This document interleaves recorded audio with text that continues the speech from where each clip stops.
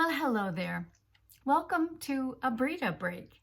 My name is Breeda Miller. I'm an author, a speaker, and a storyteller. I like to help people come up with ways to prevent burnout and build resilience. And one of the ways I do that is through sharing stories that I hope are memorable and that can inspire you to take action. Several years ago, my husband and I just were watching TV. It was just a night of Netflix. And here's the thing. You never know where inspiration will hit you, where it will impact you and change your life. So we were flipping through the channels. Nothing was appealing to both of us, and the clock was ticking. If I didn't find a movie by 9 o'clock, I was not going to be able to stay up for the whole thing. So it was about 8:45, and we were feeling the pressure to pick something. So we found a movie on Netflix that we had just heard about years ago. We didn't really know anything about it. All we knew was Martin Sheen was in it, and we liked Martin Sheen. So we said, fine, we'll watch it. That movie made such an impact on my husband initially, and then me as well, that we've done some pretty, for us, amazing things. The movie was called The Way, starred Martin Sheen, and it was about a fellow who was a cranky ophthalmologist living in Southern California, who ended up walking the Camino de Santiago. Now, if you're not familiar with what this is, it is an ancient pilgrimage. There are 3 pilgrimages in the Christian world that I didn't know anything about, but one is to Jerusalem, one is to Rome, and the third is to Santiago de Compostela in northwestern Spain. And it is the site where the bones of the Apostle St. James are said to be buried, and there is a phenomenally, just a beautiful, huge cathedral that is in the heart of Santiago. So for thousands of years, pilgrims, as they're called, have walked this path across northern Spain to reach Santiago for special spiritual cleansing, blessings, inspiration, all kinds of things. Well, now it's more popular than ever, and it's not just for religious folks. It's also a place of people that seek healing, that just look for a physical challenge. For as many people that walk the Camino, there are as many reasons. Well, we watched this movie, and my husband was in an interesting spot in his life.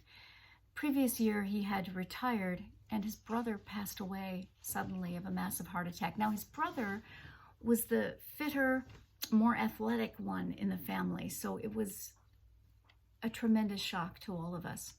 And they had great plans of doing things together. They were best friends. So he was kind of adrift and trying to figure out what was he going to do now. And we saw this movie. And he decided he was going to walk the Camino. Now, to say this was out of character is, and the understatement of the year. Not an athletic person, not one prone to even travel much. He'd never been to the continent in Europe, didn't speak a word of Spanish, but he decided he wanted to do this. So he started training, got to know the people at REI on a first name basis, and he set off to do this. It was an amazing experience. He walked 500 miles in about 6 weeks, and it was incredible. He said it changed him, and I think it did, and he was pretty good to begin with, so it was a wonderful thing. But then he said to me, he wanted me to walk the Camino with him. And to tell you the truth, it scared the life out of me. I am not an athletic person. The idea of walking a long distance every single day was not my idea of a holiday. Anyway, after much thought, I realized that my fear of doing it was less than my desire to not disappoint him and to do something that I knew he really wanted to do, and that I could find the courage, and that I knew he would support me. So I said yes, but I couldn't take time off work. I had a pesky day job, PDJ, at the time, and I couldn't do the full 6 weeks, and I really wanted to go on a shorter route. So we found a shorter route. It was from Portugal to Santiago, same destination, same endpoint, and it was only 200 miles. So we set about making plans, and in 16 days, we walked 200 miles, averaging, 12 to 15 miles every day. And it's something that I never in a million years thought I could do, never wanted to do. It wasn't on my, I don't have a bucket list, but if I did, it wouldn't be on it.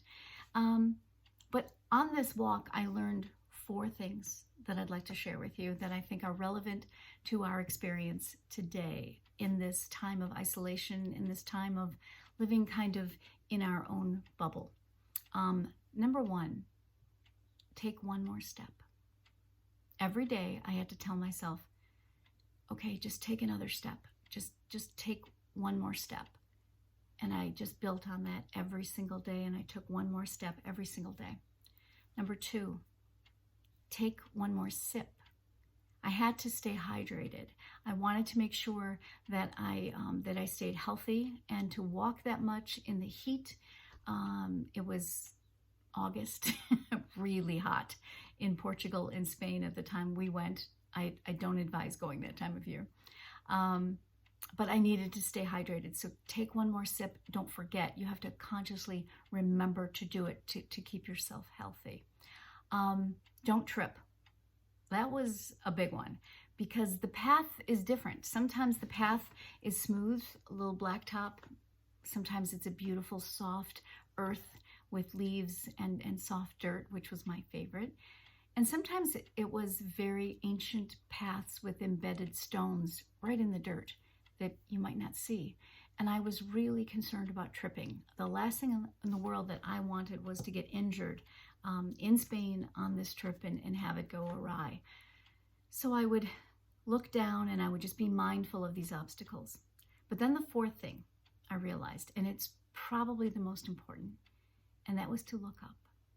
To look up and look ahead, and to see the beauty around me and not be focused down on the obstacles and my fears and what I didn't want to happen, but to think about what I did want to happen, what I was looking forward to, and the beauty that was surrounding me.